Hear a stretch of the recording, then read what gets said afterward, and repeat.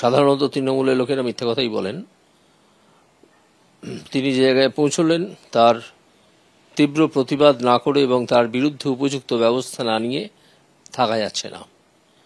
তিনি আমার নাম না করেও আমাকেই রেফার করে যেভাবে বললেন যে আমি যখন বিচারপতি ছিলাম তখন নাকি আমার সঙ্গে বিজেপির যোগাযোগ থাকতো, এটা সম্পূর্ণ মিথ্যে কথা।